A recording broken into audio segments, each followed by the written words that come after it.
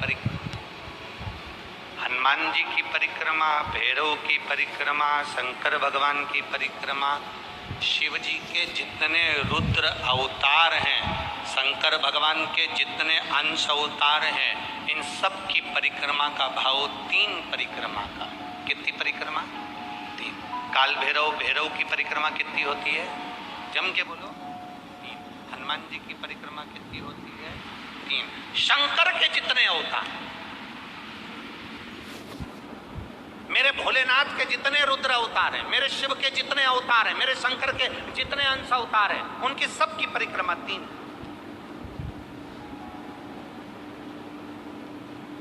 सबकी परिक्रमा 3।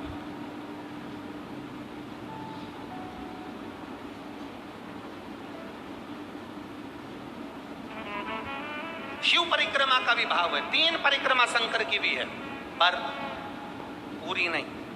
कैसी? आधी। आधी भी कैसी? प्रत्येक शंकर की परिक्रमा का स्मरण होना चाहिए आपको।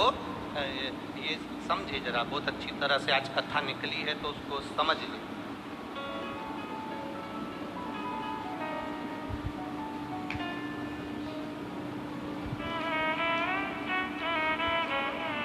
जैसे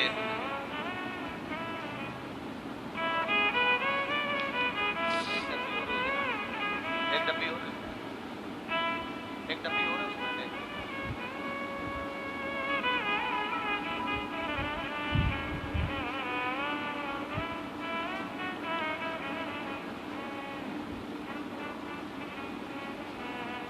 जैसे ये शिवलिंग है, बहुत सावधानी से समझना, सावन का महीना है, बहुत प्रेम से समझिएगा। शिव की आदि परिक्रमा जो हम करते हैं, उस परिक्रमा का फल हमें बाबा कब प्रदान करते हैं वो समझने वाला विषय, ठीक है।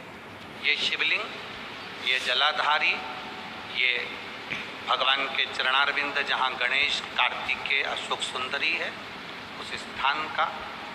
अब मंदिर के बीच में गर्भगृह में ये शिवलिंग रखा है। हम जब परिक्रमा चालू करते हैं तो यहाँ से यूं गए और यहीं से हम वापिस आ गए, वापिस हम यहीं से आ गए। शंकर की परिक्रमा पूर्ण कब मानी गई? आधी परिक्रमा को पूर्ण कब कहा गया? शिव की परिक्रमा को हम पूर्ण कैसे मान सकते हैं? हम कहते हैं, हमारे शास्त्र कहते हैं कि शंकर की 3 परिक्रमा करो, या भगवान की 3 परिक्रमा करो, या देवता की 3 परिक्रमा करो। परिक्रमा का फल कब मिलता? परिक्रमा का अंश फल कब मिलता? शिवलिंग जलाधारी मंदिर के बीचों बीच। जब मंदिर के बीचों बीच है, नंदी बाहर है, आपने परिक्रमा करना प्रारंभ करा, पूजन करने के बाद यहाँ तक गए, यहाँ से पानी बहता है, जल बहता है, तो हम इसको लांघते नहीं है, नहीं लांघते ना, इसको लांघते नहीं है। जब हम परिक्रमा करने के लिए यहाँ तक जब पहुँचते हैं, पहुँचने के बाद यहीं से थोड़ा सा पीछे हटकर हमको शंकर के शिवलिंग के वहीं से खड़े होकर नंदी का दर्शन करना चाहिए। जब हम परिक्रमा कर कर वापिस लौटते हैं, नंदी का इस शिवलिंग के सम्मुख से जब बाहर बैठे नंदी का हम दर्शन करते हैं और वापिस अपनी जगह पर आकर खड़े होते हैं, तब हमारी परिक्रमा एक पूरी मान ली जाती है और उसका फल हमें प्राप्त होता है। उस परिक्रमा का फल, हमने शंकर भगवान की परिक्रमा करी, किसी ने कहा आदि परिक्रमा करो, हम यहाँ तक गए, यहाँ से लौटकर वापिस आ गए।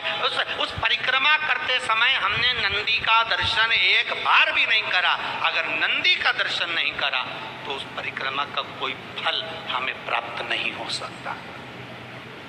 उस परिक्रमा का कोई फल हमें प्राप्त नहीं हो सकता। अब 3 परिक्रमा हमारा वर्णन किया, तो 3 परिक्रमा क्या करोगे? यहाँ वापिस आओगे, यहाँ वापिस जाओगे क्या? बोलो जम के, वापिस जाओगे क्या? नहीं। 3 परिक्रमा शंकर भगवान की जो वर्णन करी गई, यहाँ से चले, यहाँ पहुँचे, पहुँचने के बाद आपने यहाँ शिव जी का शिवलिंग के वहीं से नंदी का दर्शन करा, फिर वापिस पलटे, फिर नंदी का दर्शन करा, फिर पलटे, फिर नंदी का दर्शन करा। यहाँ खड़े होकर आप जब 3 बार नंदी का दर्शन कर लेते हो, एक ही परिक्रमा में 3 बार नंदी का दर्शन कर लेते हो, तो 3 परिक्रमा का फल प्राप्त हो जाता है और हमारा वो कार्य सफल हो जाता है। 3 परिक्रमा का